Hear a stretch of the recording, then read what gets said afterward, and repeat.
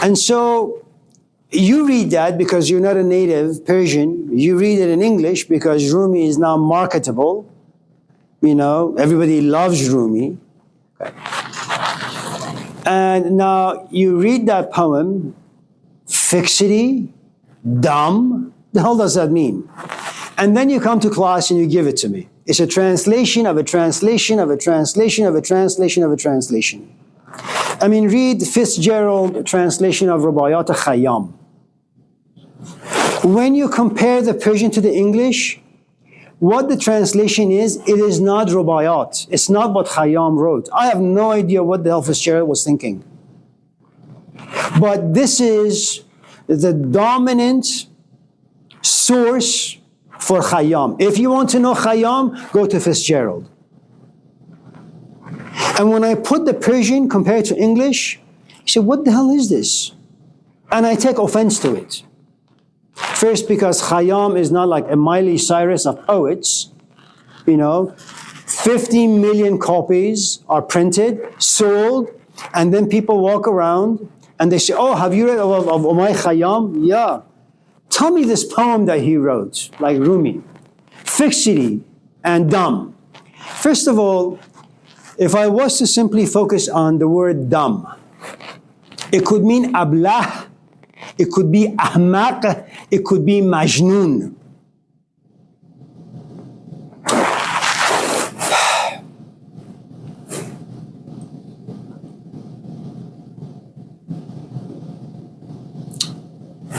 Ablah and majnoon, forget majnoon, ablah.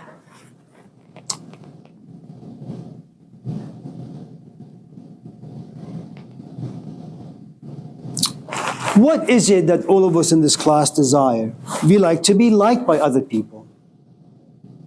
And how can you be liked? You have to assimilate. And what does that mean? You have to think like other people. You have to speak like other people.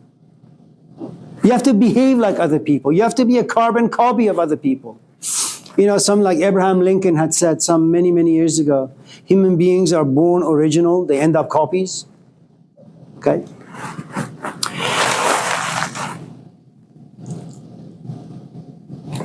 Now, in the Persian Sufi tradition, which is Rumi's tradition, ablah means the following. Once you understand the nature of people, once you understand why people are the way they are, why the hell would you want to be confirmed by them? Why would you want to be like them? If people say you suck, you have achieved your desired goal. You're not liked by people. You're not liked by people for good reasons. Everybody calls themselves a Christian. You, on the other hand, you say, no, I'm an atheist. I'm not worthy to be a Christian yet. The cross that Jesus carried is way too much for me. I can't do it. And though you have the Christian spirit on the inside filled with passion and dread and anxiety and fear and trembling, you know, you don't say any of those things to people because you know they don't understand you. You rather people label you stupid than to say you're wise. There is this passage, it's not in the dialogues of Plato, it's some guy in the ancient Persia probably made this up because it sounded good, you know, those artists. The story is that one day Plato was, you know, walking around the lake, and all of a sudden the stranger comes to him and says, "Are you Plato?" "Yes, I am." "Do you know Joe?" "I have no idea who Joe is."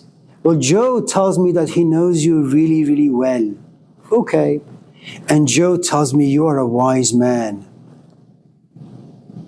And Plato runs, and he sits, and he cries. And his people ask him, "Plato, why are you crying?" "I don't know what wrong I have committed that someone who's an idiot calls me wise." Because you have to be wise to recognize wisdom. If you're not wise, you can't recognize wisdom. You know? I mean, you have to some extent, have intense emotions about you, go out there and try to communicate your emotions in language in a very articulate, clear way, only to realize you keep falling and failing and you're miserable. And then you watch someone like Jordan Peterson and you say, my God, this is beautiful. And you can only know that because you know the difficulty of expressing your emotions, not through painting, not through music, but through language that the 2-year-old can understand. You know? So when you say dumb, to the Western ears, dumb means, oh, you're dumb. You're stupid, you're an idiot, you're an infant. But dumb in Persian is a very elevated, intellectual, spiritual stage to be. That you have kind of, to some extent, shed your skin of being a social animal. You are a fool of God. There's a guy named Babatar in the Sufi tradition. I think 11th century, maybe a little bit later, I'm not quite sure. Okay, so that is what ahmaq is. Fixity, I'm not quite sure what this line, from what poem it comes, or from what book. And I'm thinking fixity to mean you have understood something about you which is like an anchor. If you've ever been on a ship, on a cruise, there comes a point where the captain through the speaker says, we have reached our destination, anchor is going to go down and, sit at the very base of the ocean pool. You guys can kind of come out and enjoy the scenery. The waves can move the ship a little bit here and there, but the anchor is far too heavy for that ship to kind of go astray. Now, for you to understand what I mean by having an anchor on the inside, there are a couple of things that are important to mention.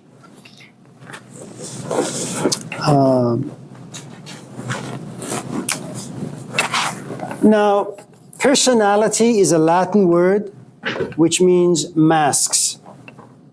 Okay? Psychology means your soul, psyche. Okay? Now, the way you and I lose our soul, our anchor, our fixity, is when we begin to wear masks. Now, why do you have to wear a mask? You have to wear a mask to survive. Look, you can't come out and simply tell me you don't like me.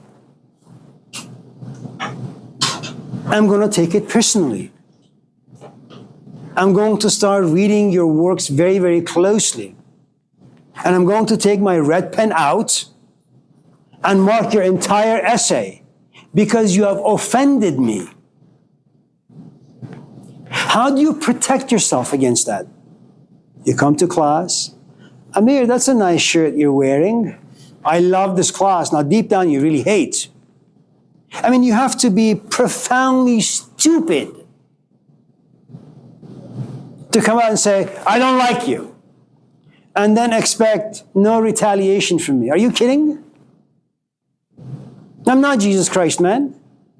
You slap me, I'll slap you back. Okay. Now, when you start wearing masks, and it happens at a very, very early age, you want to break the tables at the house, your parents, scream at you, punish you a little bit, and say, okay, I got to be a bit more civilized. Then you go out to play with your friends, you're mean, someone bigger than you sits on you, and you realize, well, you can't really be mean to certain people, so that's another mask. Then you go to school, and your teachers reprimand you. Then you come to Laney College. Your instructors, your peers, begin to kind of look at you funnily. And then you go to interviews, and even though you're a dumbass, you have to say all these beautiful things about yourself. You wear clothes that don't really fit, but it's the only way you can get a job. And then you get married, and then compromises, and then, all these things that you got to do. And keep, your job, live in society. And before you know it, you kind of go home and say, damn, what the hell is this? There was this show, I think it's called Color of Fear. It was directed and produced by this guy who was from China. I think his father was shot by someone. And his mother kept trying to tell him that this particular group of people are just no good. Keep away from them. And he didn't want to buy into that. But anyways, there's a scene in the show, it's a documentary. I don't know if you can find it online or not, but maybe you can on YouTube. There's this black guy who says, man, you know, when I go to work every morning, I got to wear my suit, I got to wear my tie. That's the mask you got to wear. You got to pretend that you accept the dominant culture. When it's 5 o'clock, I want to come home, man. I want to get rid of this tie, and I want to get rid of the suit, and I want to feel black again. I mean, it's such a powerful statement that you have a guy who hasn't lost himself, you know, in the theater of life. And when the movie's done, he says, I want to go home, and I want to be myself again. It's like sometimes all of us in this class feel, you're in a relationship, whatever the relationship may be, whether it's classroom or a friendship or your parents or you have a companion, you say, I'm tired of faking it. I just want to go for a walk. I just want to breathe it for 10, 15, 20 minutes, okay? Now, the idea of fixity is that you have to get rid of maybe 1,000 layers, which means the following. You have to look at this layer and say, do I want to be this? And you say no. Now remember, you're addicted to this particular skin, this layer. You know how difficult it is to overcome it. Addiction is addiction, whether you're addicted to a personality type, okay, to coffee, to drugs, to alcohol, it doesn't really matter. A feeling a certain way, okay? And what Rumi argues is you have to really get rid of all the stuff to reach this anchor inside you. And because Rumi is a religious guy, lives in the 13th century, it's a religious environment, his father is a Sufi, his grandfather is a Sufi, his mom is religious. Now, the thing you need to know about Rumi before even delving into his poetry, you need to know his life. You need to know why the guy says such a thing.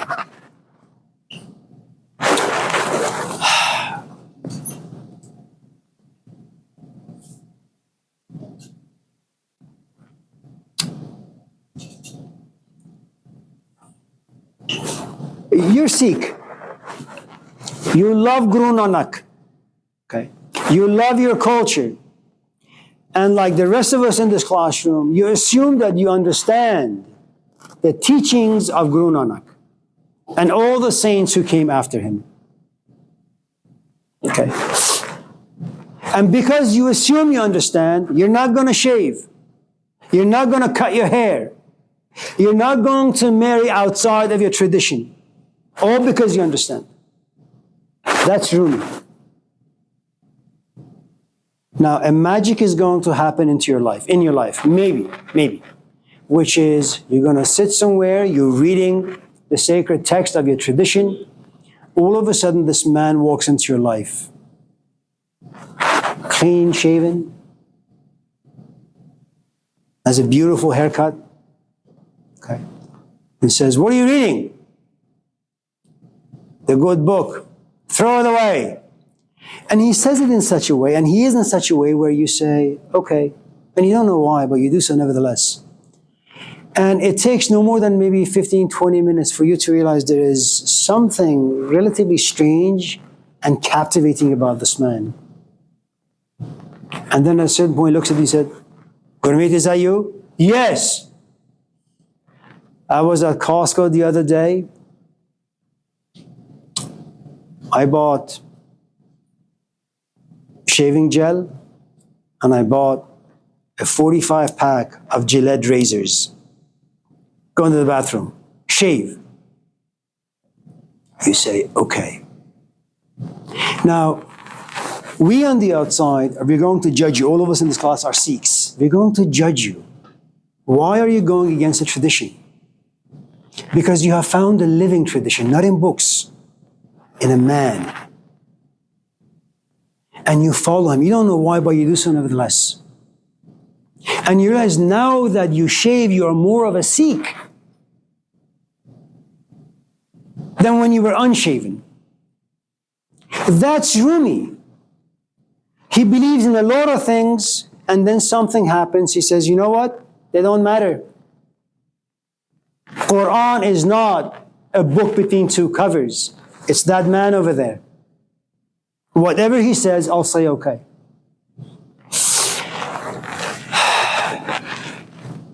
And so that's the best I can do with the poem. Just very quickly. Sure. Just want to point out something. About this culture thing, for the last 4 years, I wasn't able to really follow the culture. Trim my beard and whatnot. People said this is wrong or whatnot, but I don't know how to explain it. It's not that I don't believe in religion or I love reading. I love reading about Quran. I believe in it, but sometimes I'm not sure to follow the culture with the belief or only believe that's good, even if I don't follow the culture. If I shave my beard or cut my hair, but I still have that belief system.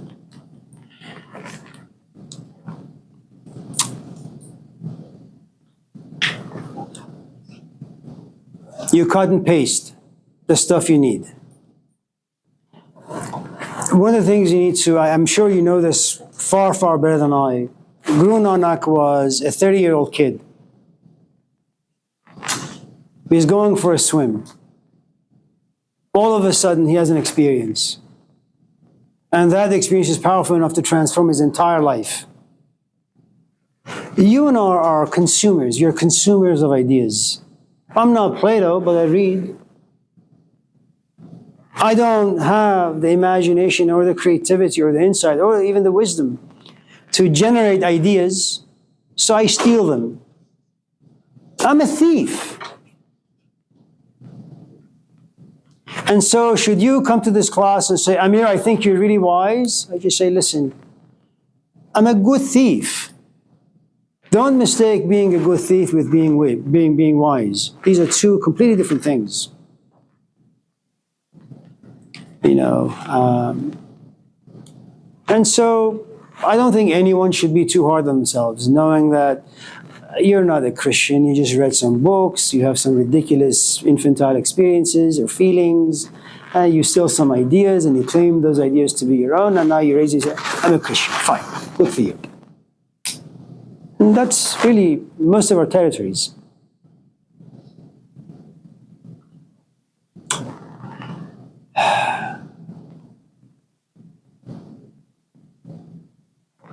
Yeah. I'm not sure, but did the Persians conquer or? Oh, we conquered everywhere, yeah. The Spartans from that movie? 30, is it 300? Was that? Yeah. Is that true? Leave it to the West to demonize the Middle East. Did we lose some battles? I think so. The Persians, didn't they like sting the Spartans? I don't know. You don't know? Yeah. We won some, we lost many, yeah. Did you win that one though? I think so, yeah. In my book, we are winners.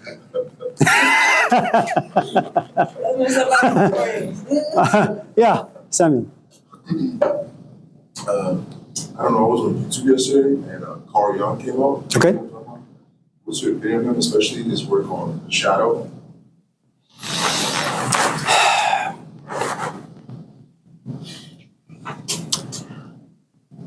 Jung was a kid when he fell in love with Sigmund Freud.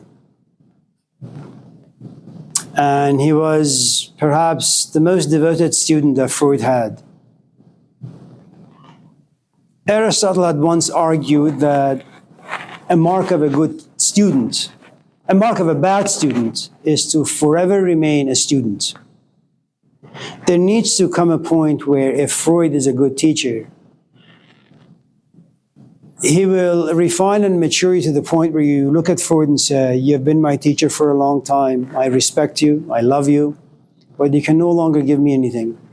I need to go my own way, figure my own voice, you know, my own temperament, and discover things on my own. And that's what Jung did. And of course, both Freud and Jung, they were both broken for many, I don't think Jung ever recovered from his break from Sigmund Freud. Temperamentally, they were different.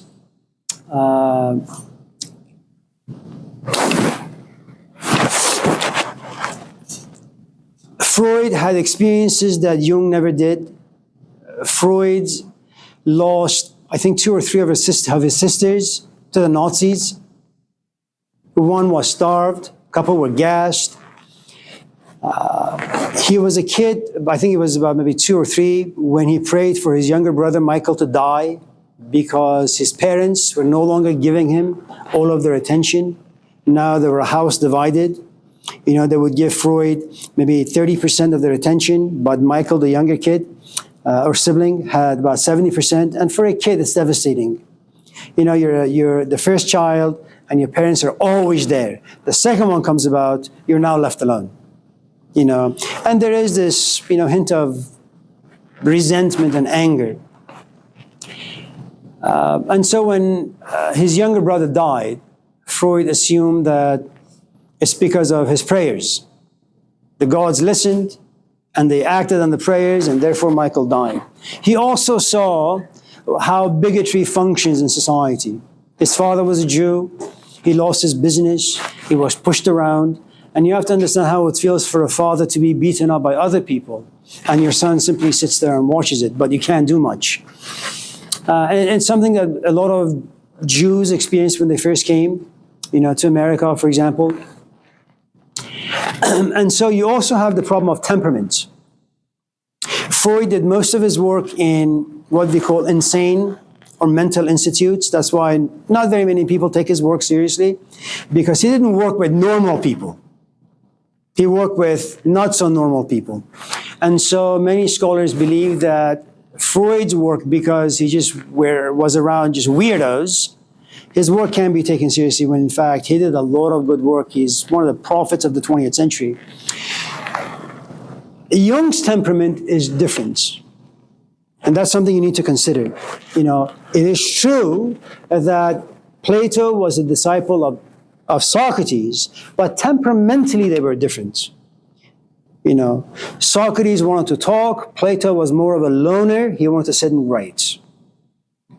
Socrates was a man of people. Plato only wanted, he liked cults. He wanted to choose his students. Aristotle was something completely different, even though Aristotle was with Plato for over 20 years. Okay. Jung had a very intense sense of religiosity. Okay. He interpreted dreams differently. He looked at human beings differently. But Jung did something that it's kind of like the rest of us. We know it's like you have a companion. Every time you're with her, you say, I love you. And then when you have some time, free time to yourself, you take out your journal and you say, I hate this person.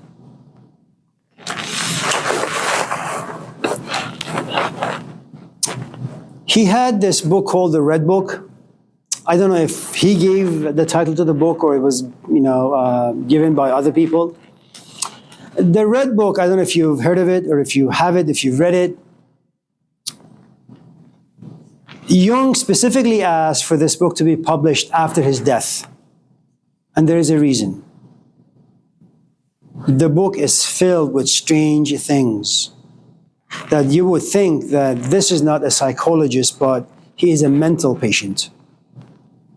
But why did he want his book to be published after his death? Because he desired the respect of his community.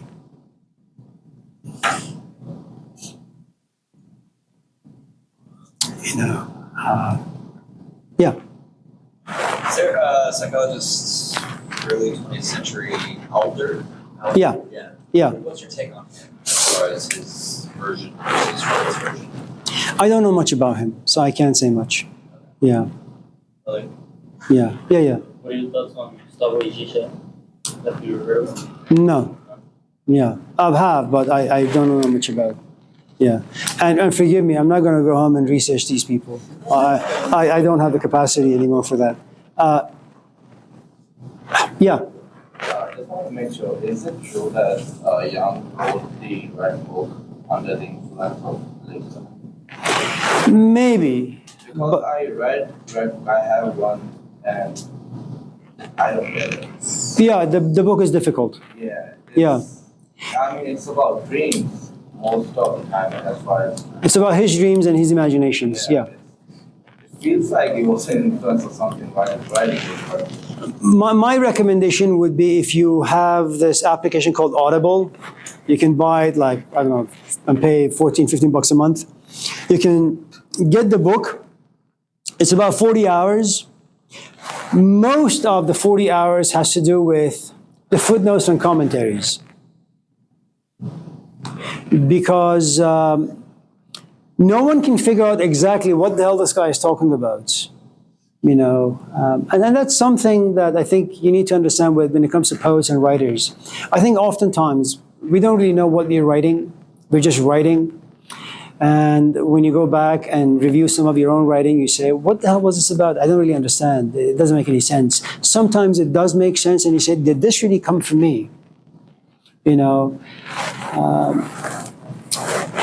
it's something, for those of you in this class who have heard of G.I. Gurdjieff and Auspensky. Gurdjieff was an Armenian philosopher, a very, very tough instructor. He would crucify his students. He would work them to death because he believed that if you really want to get something of value, you have to pay a price for it. And it doesn't mean that you need to pay money. Sometimes the price you have to pay is if you're addicted to just talking relentlessly, keep your mouth shut. That's the sacrifice you make. Without sacrifice, there is no growth. There is no understanding. There is no wisdom, no insight.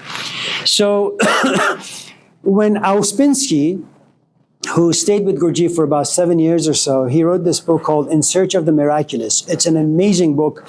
One of the warnings I should give you when I spell out all the names of these books is that read these books. They're really, really good, but don't claim the information to be your own. Don't claim that you understand the ideas behind or the concepts.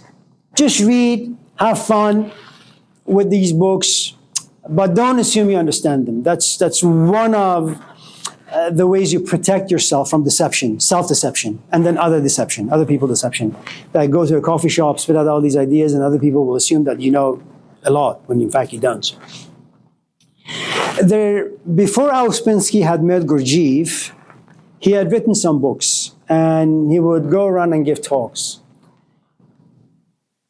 In chapter 1, if I'm not mistaken, Gurdjieff looks at Auspensky and says, if you knew what you were writing, you wouldn't come to me for wisdom. I would bow to you for wisdom. But you are here because you write, but you don't know what you write. And even if you do know what you write, you don't understand what you write. You know, it's really, really difficult to come to a place of understanding because what you know needs to be tested by life. A good amount of what you understand is abstract, floating in space somewhere. It needs to be brought down. And then you have to live with the yes and the no. And it has to be tested. Are you patient? You think you're patient, right? Take care of your mom for like the next 2, 3, 4, 5 weeks. Your kids. Let your customers spit on you. If someone slaps you on the right cheek, turn over the left. Really? Do you know the sort of things you have to overcome to keep going like this? And so, yeah, I don't know, whatever. And anyone else? Yeah. What's did the guy that wrote the red book, does he have a religion? Religious, or is he atheist, or, Do you cook? Yeah. Are you a good cook? What do you say? Are you a good cook? I would sound better than most. If you're good, you're just good. If you're bad, Humble, don't be humble. I need to know if you're good. I'm better than you. Jesus Christ. Now, the thing I was going to say is the following. When you are a really, really good cook, what usually happens is, let's say you love making chicken tikka masala, or you like making kebabs, or whatever the case may be. And you say, you know what? I'm going to put some exotic spices in this dish. You're going to experiment. What I'm trying to point out is the following. Plato doesn't need religion. Socrates does not need religion. Freud doesn't need religion. Jordan Peterson doesn't need religion. Malcolm X does not need religion. You know why? Because something about them is open enough that they have antennas that go really, really high, and they get messages. They can kind of write their own books. They can generate their own ideas. It's only a novice who needs to read. Not that reading other people's ideas will not inspire you or make you a better human being, but for someone like Freud, like Jung, like Jesus, I mean, you have to be profoundly arrogant in the Gospel of John to look at a crowd and say, yo, why are you going to the synagogue? Look at me, and you have seen God. What is he saying? That person is there? Yeah. Or the other? Sorry. If you're good at anything, you improvise. You create your own music sheet. Okay? So Sigmund Freud is not like us, and neither is Carl Jung. Anyone else? Andrew? Sure. The fourth way, enneagram. Yeah. I don't understand it.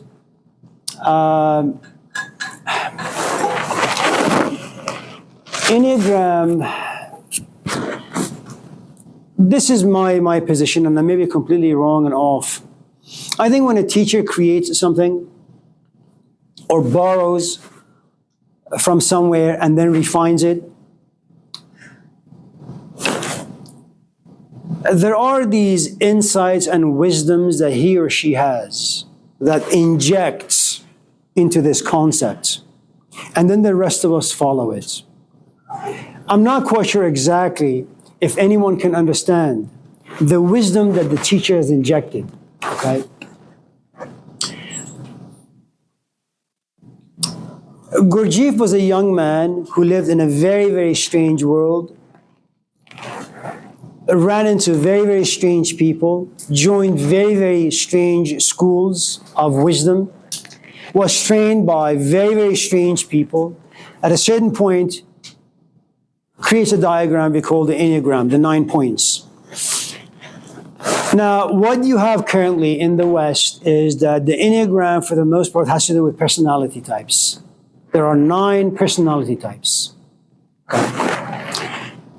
You have number 1, who is the perfectionist. Okay. You have number 2, who is the helper. You have number 3, who is the actor, so on and so forth. And so what happens when you walk into a classroom such as this, look at the bone structure of your students. Look at their facial expression. Look at their body language. Look at the way they talk. Listen to their voice. And then you can put them in these 9 points. And then what you'll understand is this. For example, let's say Chandler falls into the category of, say, number 4. And number 4s are the romantics, the introverts. He, as an introvert, does not like authority. He doesn't do well with authority. Don't tell him, Chandler, come here and grab this cup. They'll go, no. How you work with Chandler is, Chandler, can I bring this cup to you? Would you like to kind of taste this tea a little bit? He likes to be served. He likes to feel important. Now, what happens when I take this cup over there, He assumes that I am his friend and I like him. That's debate. Now, again, what you have in the West is that they have taken this enneagram and they say, well, who is your CEO? Is he a type 8? If he's a type 8, he's bossy, he's like a bulldozer. Or is he a number 3? He acts, but on the inside, he's a little soft. And every of 9 points has 2 wings. If you're, for example, number 3 or number 4, a romantic, you have a wing. One wing is number 5, which means you're a thinker. The other wing is a number 3, which means you're an actor. So you have a number 4 who sometimes reflects well, but mostly is guided by emotions. But because they need to survive in the social world, they need to act. Gurdjieff himself didn't talk too much about the enneagram, even though he did say that a teacher needs to know the 9 points really, really well, because every student has a different digestive system. If Christianity works for her, it's not going to work for him. He needs to be an atheist. An atheist is scientific. He needs to see things, feel things, taste things. She can take a leap of faith, but leap of faith for him is poison. Aren't those taught concepts though? As a little kid, you know, if you grow up in a community there, atheism is the prevalent thing. Yes, if you grow up in a Muslim community, you're Muslim. It is true. His point, though, is if you want to work with people, you need to understand them so you could teach them or deceive them and then teach them. Yeah. Just because you're Christian doesn't mean you don't believe in science, though. No, it does. No, it doesn't. Yeah. If you're a Christian, you just don't believe in anything. I was just joking. No, I'm just joking. Okay, well, I'm not. It's okay. Okay, listen. Thank you. My apologies for wasting my time and your time. Take good care. Thank you. Thank you. You're very kind. Thank you. Take care.